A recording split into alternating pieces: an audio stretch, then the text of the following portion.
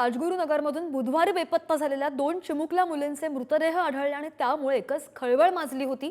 शेजारीच वास्तव्याला असणाऱ्या परप्रांतीय 54 वर्षीय नराधमानं या चिमुकल्या मुलींवर अत्याचार करून खून केल्याप्रकरणी आरोपीला सध्या अटक करण्यात आली आहे। अजय दास असं नराधम आरोपीचं नाव आहे। 8 आणि 9 वर्षीय या बहिणी होत्या। पीडित कुटुंबांच्या घराच्या वर एक आचारी राहायलाय आणि त्यानंच या बहिणींची हत्या केल्याचं पोलीस तपासामध्ये उघड झालंय। या आचारानं दोनही बहिणींना गोड बोलून स्वतःच्या घरात आणलं आणि सुरुवातीला एका बहिणीवर अतिप्रसंग करण्याचा प्रयत्न केला, मात्र त्यावेळी तिनं विरोध केला आणि आरडाओरडा करण्याचा प्रयत्न सुद्धा केला। आता आपलं बिंग फुटेल या भीतीनं तिनं एका बहिणीचा जीव घेतला आणि त्यानंतर घाबरलेल्या आचार्यानं दुसऱ्या बहिणीचा तसाच जीव घेतला। या घटनेचे तीव्र पडसाद सध्या उमटताना पाहायला मिळत आहे। 2 मुली काल मिसिंग होत्या आणि त्यानुसार हा गुन्हा दाखल करण्यात आलेला होता।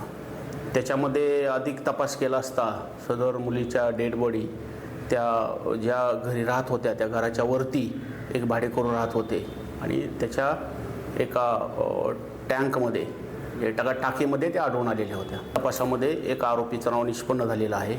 त्यांनी सदरचं कृत्य केल्याचं कबूल केलेलं आहे। त्या दृष्टीने अधिक तपास सुरू आहे।